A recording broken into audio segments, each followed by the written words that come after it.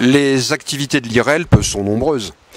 Nous sommes considérés, nous nous voulons, comme une interface entre la Fédération nationale de la libre pensée et de manière générale le monde culturel et universitaire. Alors ces activités nombreuses, c'est tout d'abord l'organisation de colloques. Nous avons organisé 3 colloques d'importance réelle. Le premier en 2001, de la pensée libre à la libre pensée. Le deuxième, l'an dernier, en 2008, sur 160 ans de libre pensée organisée, un colloque de 3 jours, un colloque international, 48 intervenants de 15 pays différents, et beaucoup plus récemment, en juin 2009, un congrès également au lycée Henri IV, comme le deuxième, également au lycée Henri IV, qui avait comme vocation, comme objet, la défense de la Révolution française. L'IRELP, c'est des colloques, ce n'est pas uniquement des colloques, ce sont aussi des publications, notamment la revue annuelle que nous animons qui s'appelle Recherche et études, qui essaye de faire connaître les avancées historiographiques sur l'histoire même de la libre pensée, et c'est un sujet qui est en défrichement permanent. Enfin, c'est des collectes d'archives. Collectes d'archives, pourquoi? La libre pensée est une très vieille organisation, c'est la plus vieille association démocratique de ce pays.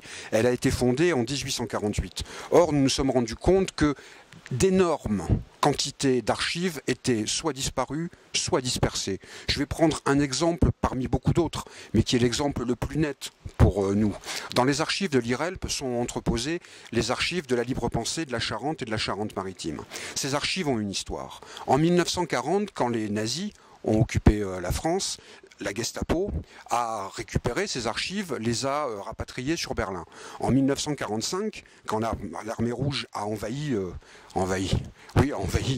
l'Allemagne et a occupé Berlin, les archives de la Gestapo ont été à leur tour rapatriées à Moscou. Après la chute du mur de Berlin, ces archives ont été entièrement rapatriées à Paris et sont maintenant à la disposition du public dans les locaux de l'IRELP.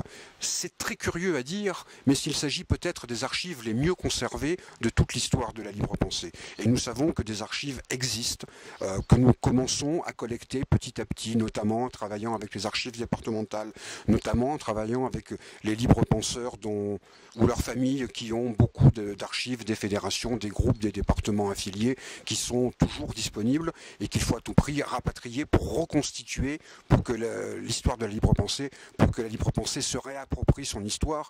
Et l'histoire de la libre pensée, d'un certain point de vue, c'est l'histoire de la République en France, c'est l'histoire de ses libertés démocratiques, de la loi de 1905, mais pas uniquement de la loi de 1905.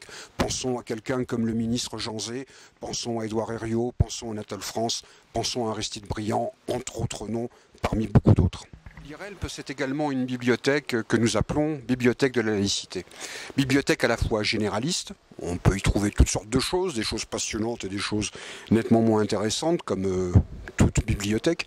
Et c'est aussi une bibliothèque spécialisée dans tout ce qui concerne l'exégèse des religions, la critique des religions, l'athéisme, la franc-maçonnerie, la libre pensée, le rationalisme, ce genre d'ouvrages rares, importants, que nous avons l'intention de mettre à disposition du public dans nos nouveaux locaux.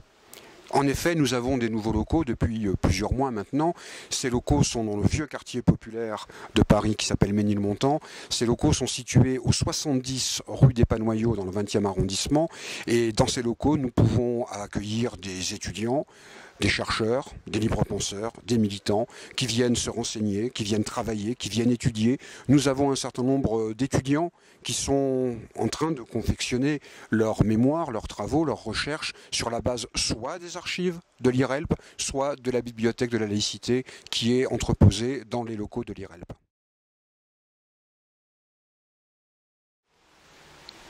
Pour contacter l'IRELP, rien de plus simple. IRELP, 70 rue des Panoyaux, 75 020 Paris pour la voie postale, et électroniquement parlant, irelp@laposte.net. Il vous y sera répondu dans les meilleurs délais. À bientôt.